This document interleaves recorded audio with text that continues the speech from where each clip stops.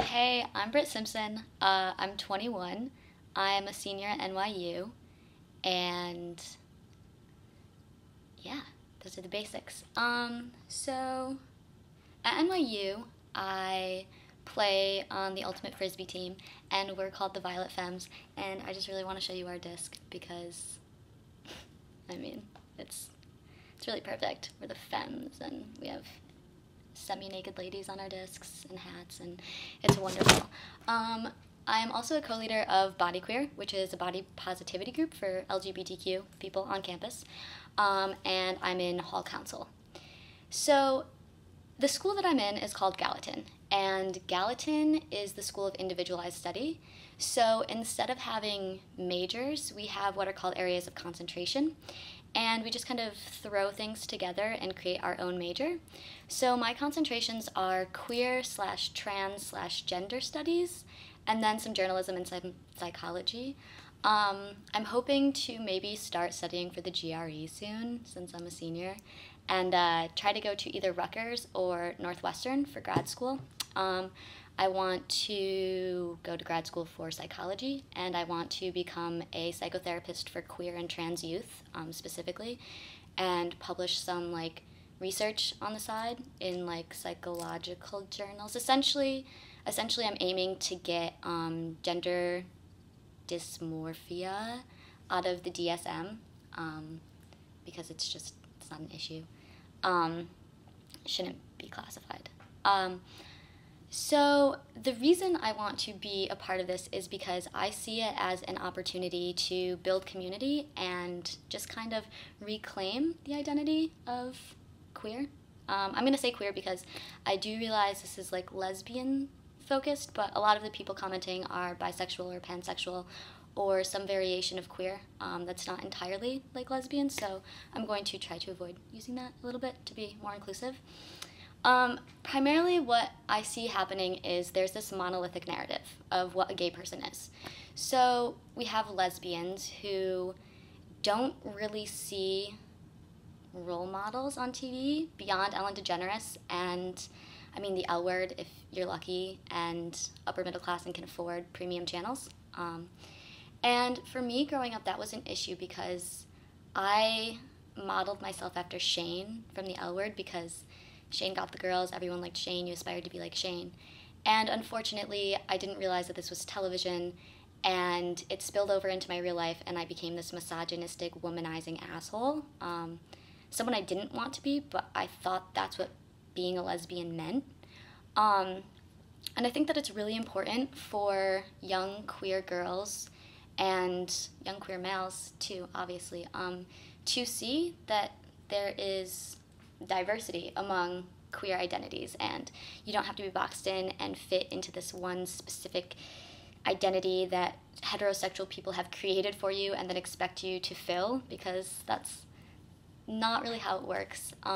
If you look through even representations of lesbians in the media, in traditional mainstream media, I mean, it's mostly commodified for heterosexual male viewing pleasure. Even the L Word, the two main audiences were queer women and heterosexual men. So I would really like to be a part of this and just kind of show that there are different backgrounds, different ways of being gay. You don't have to fit a certain role. I also see this as a way of building community, like I said. Constantly trying to build community. I have an equality sign tattoo on my shoulder, but people can only see that in the summertime when I'm wearing tanks or nothing. And well, it's nothing. And I'm that person who in class on the first day, when we go around saying our names and our majors and our years, I'll ask if we can also do PGPs. What gender pronouns do you prefer? I think it's really important to be visible for the sole reason of not having our identities commodified. I think heterosexual people who are oh, you're gay, that's fine, but don't be all in my face about it, are just assholes trying to commodify our identities. They don't want us to talk about it, so it's not their fault when they strike out with us.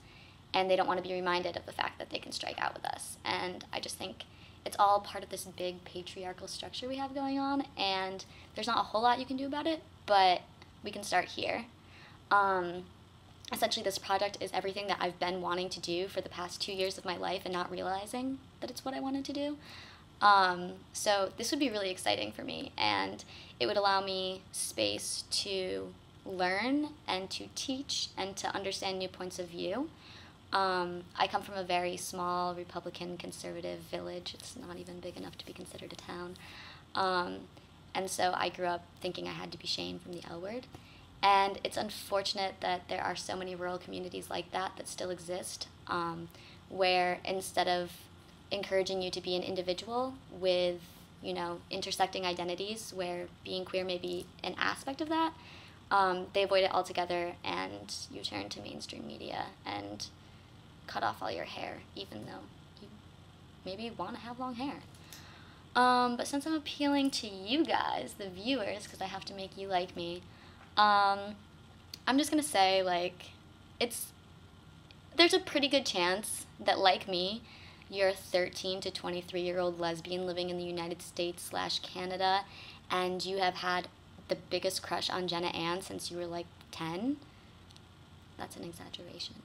I embellish things sometimes, but I'll tell you when I'm doing that. So, from one little fangirl to another, I think you should absolutely let me live with her for the summer, and in return, I will, on Tuesdays, tell you what color her underwear are.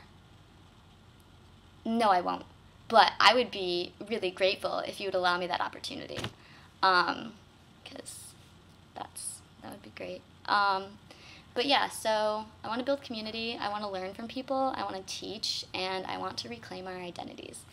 And that's why I want to be a part of this project. I talked for way too long. I'm sorry. Okay, bye.